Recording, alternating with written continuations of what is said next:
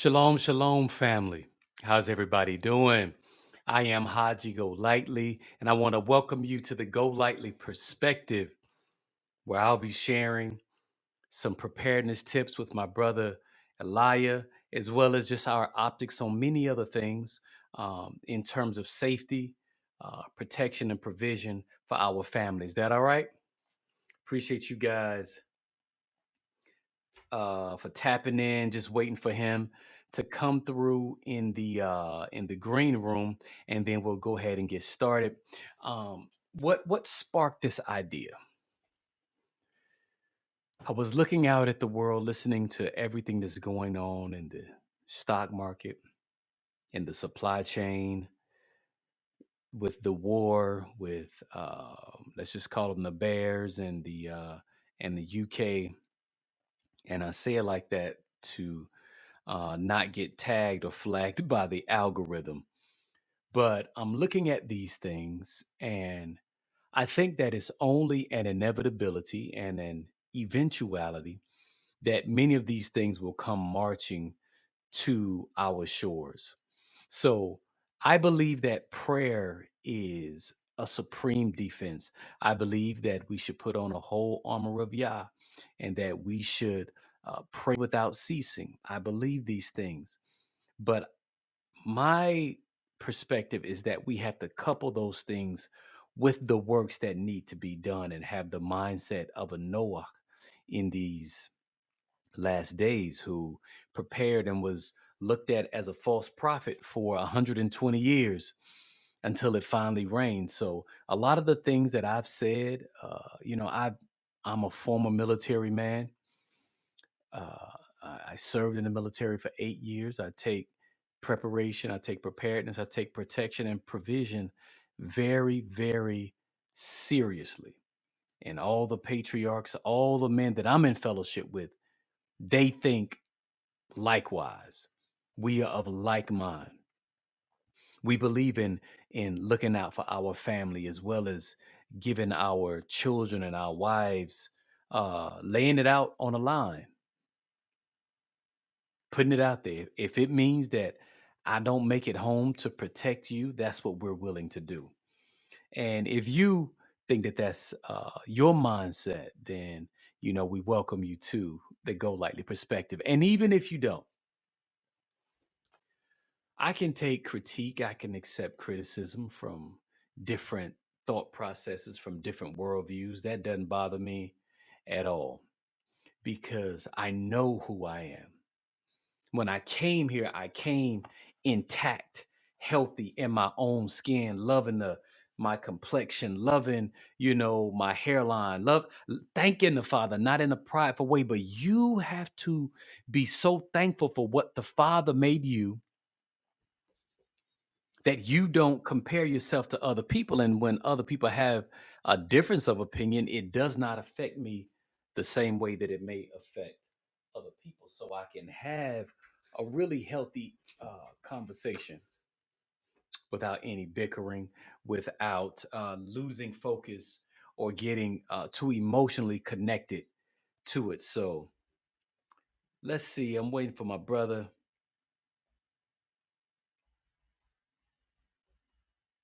Send out that text real quick. Get him in the green room. Mm, yep. This segment is sponsored by House of Dawid. We will be launching our new line. Feel free to support us. Go over to houseofdawid.com. Boom, boom. That's what it is. I do design jewelry, and it's been an amazing moment.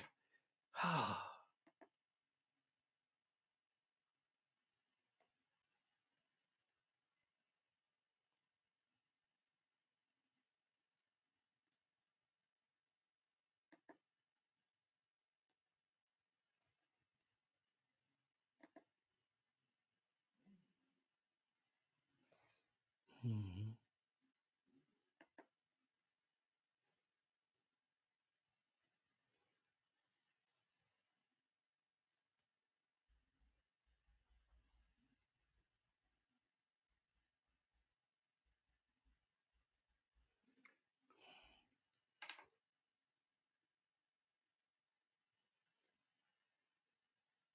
There we go.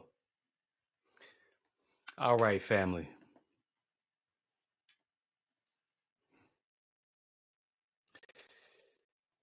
Yes, yes. We're going to bring our good brother ElyYah on camera. I've given you guys some information about him, that definitely has the resume and the bona fides to be able to speak to us authoritatively. ElyYah, can you hear me?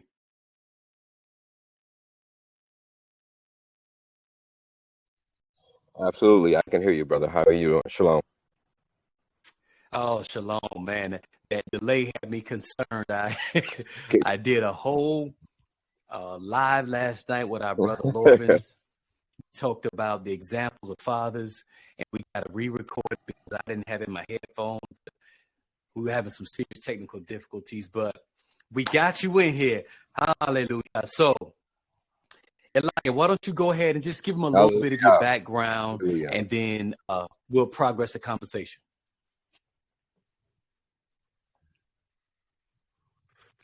Okay. Background. I joined the military real young. Matter of fact, I was still in high school. I had a split option training program where I left in my junior year for some training and then completed the training after I graduated. Then I went to college and decided I was going to go active duty. Went active duty, and I served about 6 years. 6 years there. After that, I joined the police department and I did 18 years total in law enforcement, both contracting federal and about 15 plus years with the Colorado Springs Police Department. Hallelujah. Awesome. So I wanted, to have him just give his little bit of his resume so that when we say what we're saying and we share what we're sharing, you understand that it's coming from a place where people have a level of empiricism. They've been able to apply what they know in a real world environment and then get a positive result, which is what we want. So, you and I have been rocking for some time, ElyYah. You've been a good brother. Love you, man. You've not only trained me, you've trained my family. I trusted you to train my wife and my daughter. So I've seen you in action. What sparked this thought to have this conversation was just seeing how things are. We're on a slow decline. Some people may disagree, and that's neither here nor there. But we see that the world that we're living in is different. So we have to take different countermeasures to ensure that our family and our loved ones are safe. So something as simple as going to the grocery store or to Walmart, someone could end up in, sex trafficking or something along those lines. So if you would give us some real world tips on, let's just start with the men that have their family with them, their wife and maybe young children with them, and then give some tips on maybe a woman that's single that she may be alone or she has her children with her. How could they conduct themselves in a way to ensure that they Mm, increase the probability that they make it home? mm. Well, for both the men and the women, it's going to come down to situational awareness. It's really paying attention to your environment. We get a lot of cues. The animals in nature, the Most High, He equipped them with what they needed, and so did He do that for us as well. We've grown up in a society in which, we don't really hone those skills or pay attention to those skills. We're the only ones that'll talk ourselves out of it. You know, and I used to teach a class to auditorium full of women. I used to tell them all the time. I said, a deer knows, when danger's around.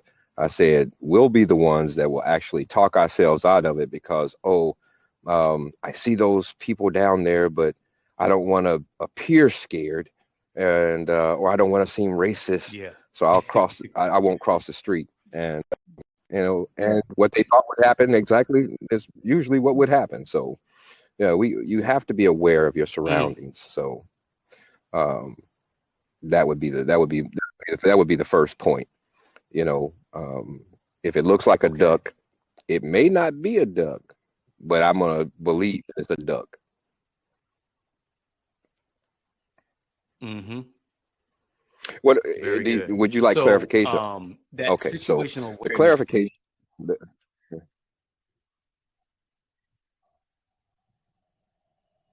No, you good. There's just a slight delay. Please go ahead, Elder. Okay, so um, elaborating on that, um, they always tell you do not profile. No, that's not true. You profile in everything, because people, they tend to operate, or identify themselves by the groups that they have either used to be in or that they're in now. So if you saw a guy with teardrop tattoos, and he's riding a Harley, and he's got certain things on him, you can pretty much identify the type of business or characteristics that this person would have, as would you with someone that is low riding. And now, does that mean that each one of these people are criminal? Absolutely not.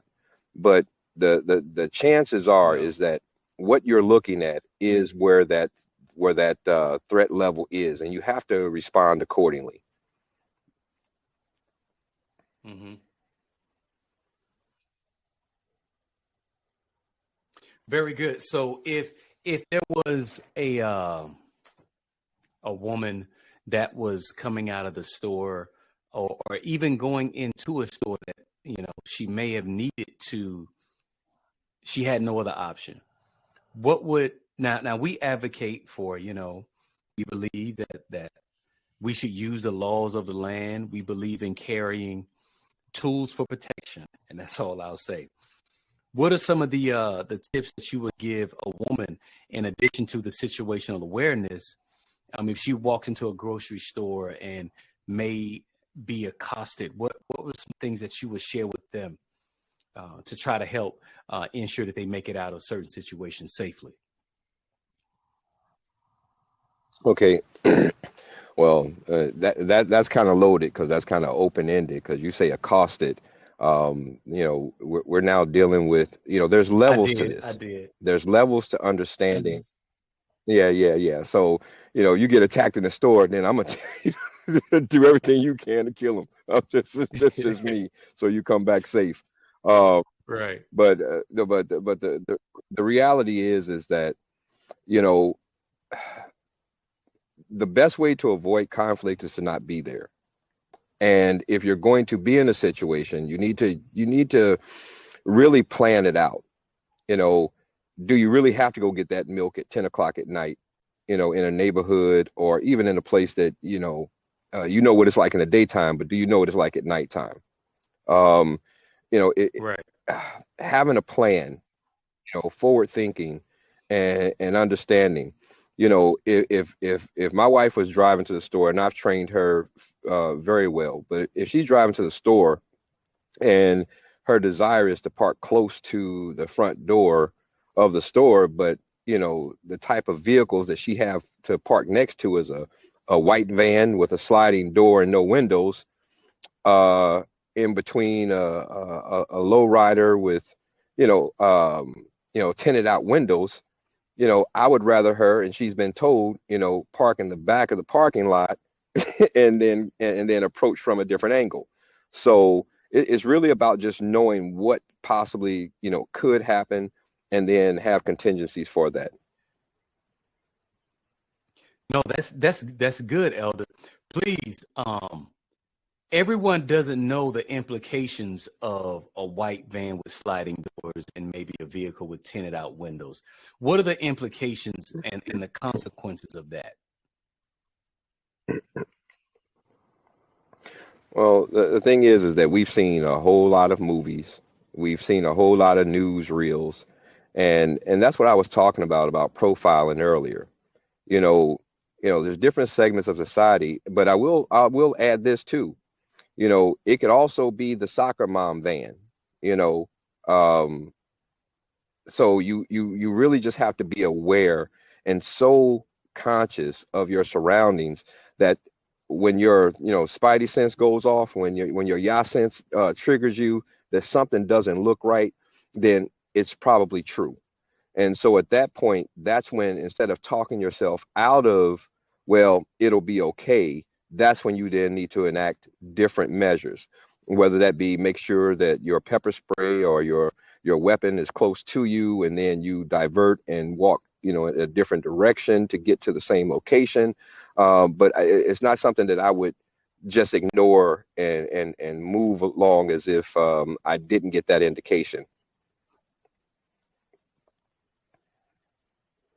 Very good, very good. And once again, we do advocate that, especially women, but even men, we have EDC, which are everyday carries, and that is, different for every man based on the threat level and, what he feels that he needs based on the environment that he's going in.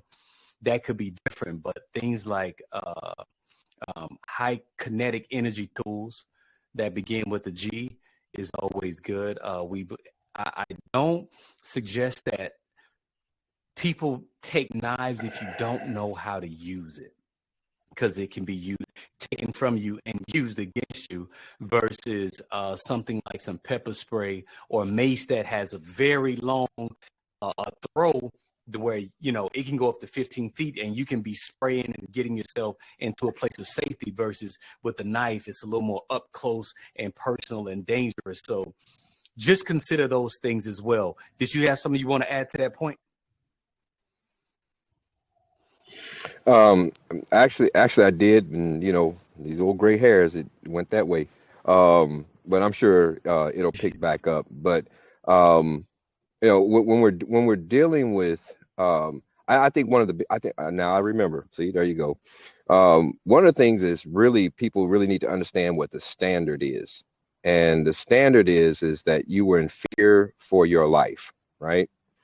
Um, the courts always look at it as a reasonable person being able to articulate, and this is very, very, very, very important, being able to articulate all the things that make you feel, or that can describe to the average person of why you would have been in fear for your life. Because one thing, your life in jail, or even deal with a bunch of civil suits and things like that as a result of either ego when we're dealing with men, or a level of fear that doesn't rise to the level that you can articulate. Mm-hmm.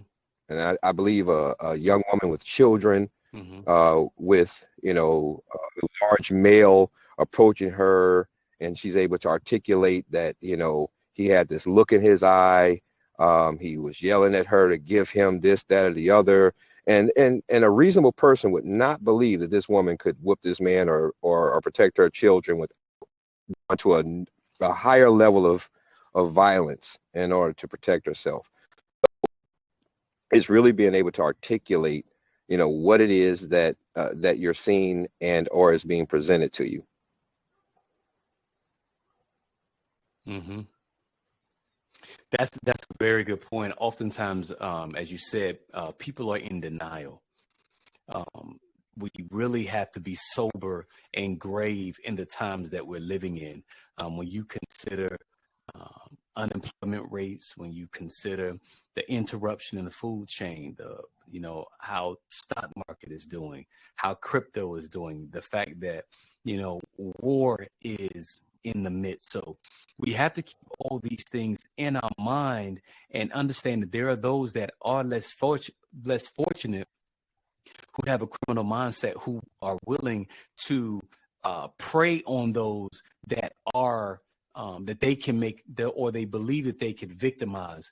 And what we want to do is increase the likelihood that you will not be that person, that we believe in praying and honoring the Most High.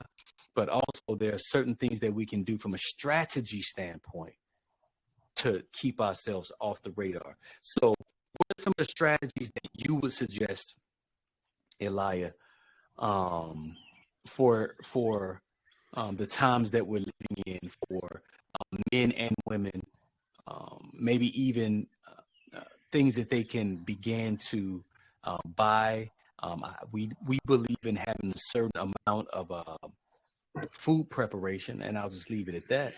But what are some of the other things that you would advocate for just based on this environment? Well, before we go there, if I may, there's a point that I want to make. Um, I want to talk about nonverbal Come on. communication, and which is very important. Um, criminals, and we're not talking about in a collapse situation, but most criminals in a normal situation, um, they want easy targets. Um, and the same thing applies to your house. If you're in a neighborhood and everybody's got bars on their windows, dogs and lights, and your house is dark and no bushes, plenty of bushes around your windows, you're the one that's going to get hit, right? um, because criminals are opportunistic. And so, how you carry yourself, um, when they see that you're aware and you don't appear afraid, um, you look and you move as if you have a plan. They're more than likely they'll pass you over, Mm-hmm. looking for an easier target. You know, and one of the other things that I would say is that you know, I used to teach this in the class because this is based off of FBI statistics. This is for women, for the trafficking aspect. If someone tries to take you from where you are, you go all in right there. And that means Mm-hmm. if you fight with everything in you, and if he's going to kill you, you make him do it right there.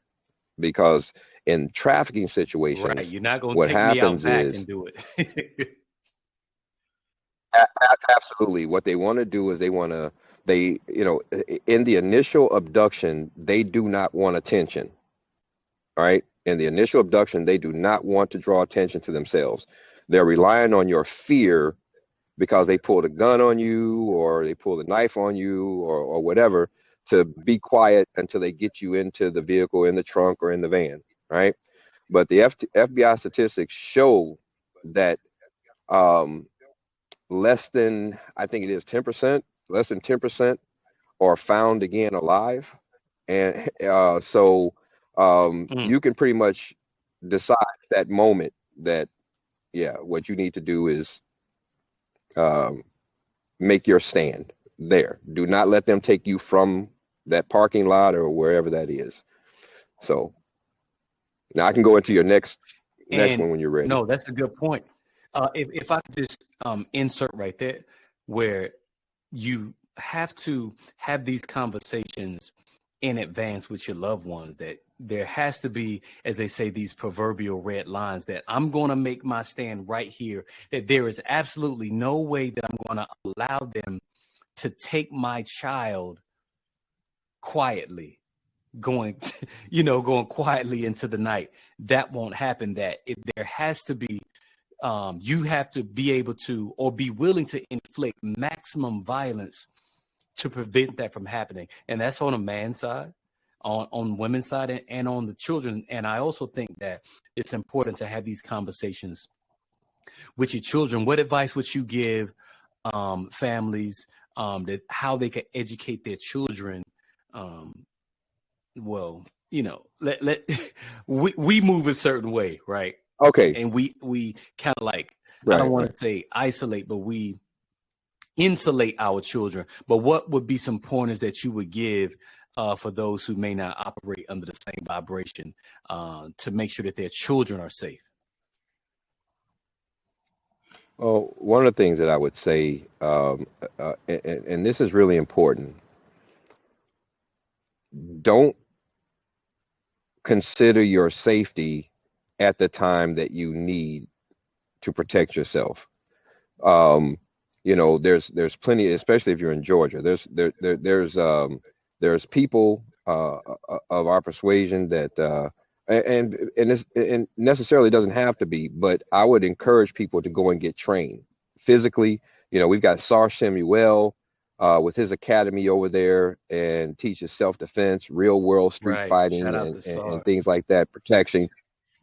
And we have people who can train you in weapons, firearms, as well as the legal aspects of and scenarios, and how to not to do type of thing. These are things that you really should invest in. You invest in other things. This is something you should invest in.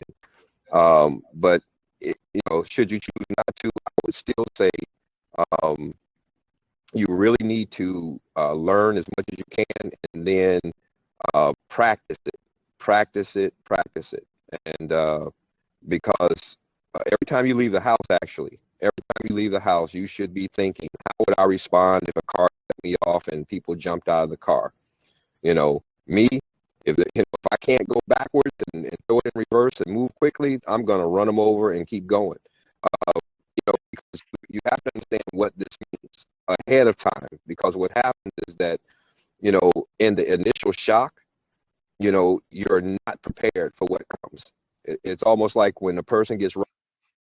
Oh man, we lost him. He was having some bad internet problems.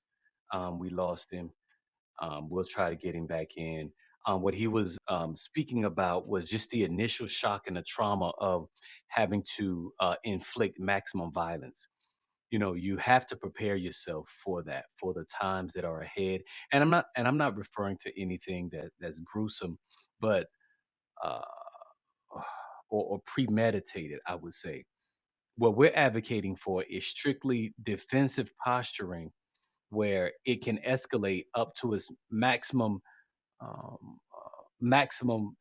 ability or maximum full extent of the law, to ensure that you make it home or that your loved ones make it back home. And we have to be very, very clear about that. It's easy to talk about it, but you have to have a level of training. Shout out to Sar Shemuel. Much love for that brother. I have trained with that brother. If I was on a different side of town, back to, on the west side, I would be a frequent flyer. Um, I'm definitely going to get SAR on. I'm going to get Shemuel on, because this brother has a phenomenal class that teaches, uh, you know, protective posturing. It teaches you how to, um, I don't even want to say self defense. It teaches you combatives.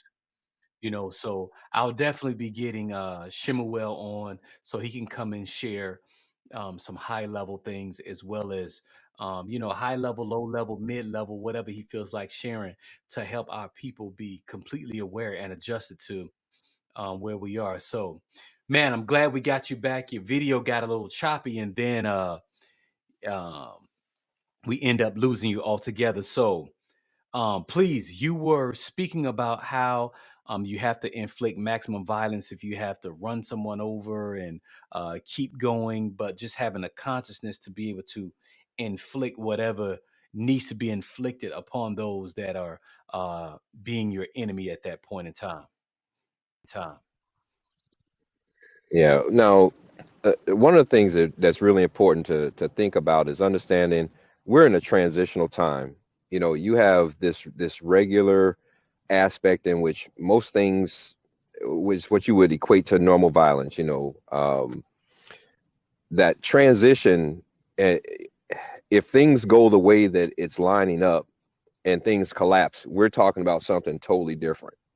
you know Situational awareness and all that Right. is great, but at that point in time, it's really more about not being there. It's about being prepared, having what it is that you need. Mm. When you do move, you move with a plan. um, Preferably not by yourself, with someone else that's trained. But that those levels, because police at that time will not even be in a position to respond, because there'll be so much going on. You think about Katrina, you think about other natural disasters. there's all kinds of things that occur Yes. when there's what you call um, mass eruption. You know, police are designed to handle um, society in calm, because literally there are some nights that they're overrun just by bar fights on a Friday night and domestic violence. So when you're actually dealing with something way more serious than that, you're going to be your own law enforcement at that point. And so like, it's really important. I heard you Okay. speaking about, bringing Sar Samuel on, and I can tell you, it's really a value to have subject matter experts, people that this is all they do. I've been in the military. I've been a police officer. I've been a contractor, a federal contractor. I've had all kinds of training, but I would take my family, my wife and my kids to him, for this specific expertise. You know, I can train them in, the mental, I can train them in weapons and things like that. But, it's being able to recognize that, who's the L or who's the person that's a master in his area. And so I would encourage people to do just that.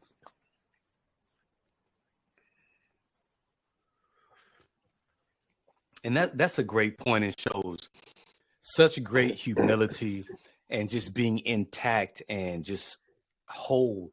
And like I was sharing earlier, and I don't even know if that part got recorded, but I've been in the military. I've served, trained with the Marines and combat medic, and I've trained my family. But you understand, or I understand my own limitations. This you can only go so far. You always need one that is greater, that has a higher level of skill to be able to communicate more information, and maybe they can even train your family, because I know I have sons, and you can't teach them everything. You can't. No.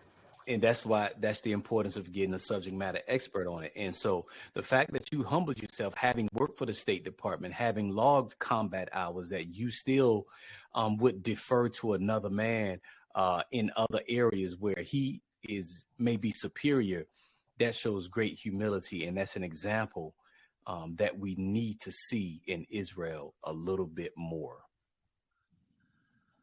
Okay. So, I could go in many other places, but I don't want to belabor the time. I think that we've dealt with several things. We've dealt with scenarios of going in and out of egress and getting into certain points and being able to get out, everyday carries, being able to inflict maximum violence.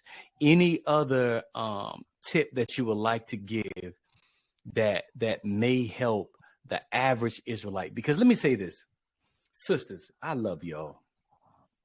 The Judite woman is just, the Israelite woman is just the cream of the crop for me, Ak. I don't care what nobody else think, feel, or believe, but for me, boy, it don't get it. Excuse my English, it don't get no better.